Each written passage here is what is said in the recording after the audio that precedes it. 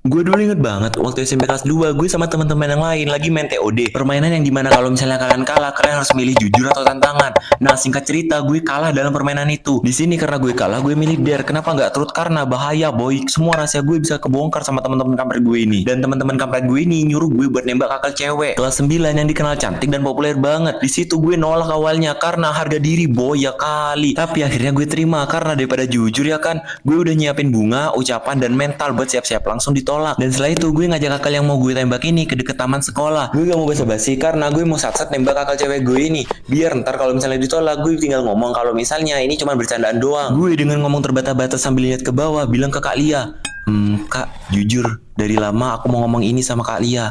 Aku sebenarnya suka sama kakak. Gue setelah bilang itu langsung noleh ke Kak Lia. Dan waktu gue sudah siap-siap ditolak itu, tiba-tiba aja tangan gue dipegang. Dan wajah Kak Lia mendekat ke gue. Wajah dia kelihatan merah. Dan dengan lembut dia bilang kalau misalnya, ya Hans, kakak mau kok jadi pacar kamu. Dan gak cuman itu yang buat gue kaget. Karena tiba-tiba aja Kak Lia ini nyium pipi gue di depan teman-teman gue yang lain yang lagi ngeliatin gue nembak Kak Lia. Dan singkat cerita, sejak hari itu kita mulai jalan bareng, keluar bareng, makan bareng. Dan waktu itu gue inget kalau misalnya gue pernah nganter dia ke rumahnya dan ketemu bokap nyokapnya. Gue dikenalin sebagai pacarnya. Sumpah gue gak tahu mau ngomong apa waktu itu. Karena jujur nyokapnya Lia ini gak kalah cantik sama anaknya, yang bikin gue tantrum. Bahkan awalnya gue sempat ngira kalau misalnya nyokapnya Lia itu saudara atau kakaknya Lia. BTW di sini waktu di rumahnya Lia itu gue disidang sama bokap nyokapnya Lia dan ditanya udah ada plan buat nikah kapan. Gue kaget ngedengar itu, apalagi Lia juga nggak kalah kaget ngedengar omongan bokap nyokapnya dia. Mereka bilang ke gue kalau misalnya mereka udah ngerestuin hubungan gue sama Lia. Dan di sini Lia yang udah malu banget langsung ngajak gue buat ke kamarnya dia aja. Dan waktu baru masuk kamar itu Lia langsung kunci kamarnya biar bokap nyokapnya dia nggak nguping. Setelah itu Lia minta maaf ke gue karena ortunya ngomong ngelantur gak jelas tadi. Gue baru mau ngomong kaget ngeliat jendela karena bokap nyokapnya Lia ini ngeliat kita berdua dari jendela yang kebuka. Lia di sini langsung nutup jendela dengan emosi dan waktu dia balik itu dia nggak sengaja kesandung yang buat dia jatuh. Gue ngeliat itu langsung refleks nangkep Lia. Suasana jadi canggung karena gue meluk Lia yang mau jatuh di kamar dan kemudian Lia bilang ke gue makin ada pelan, Hans,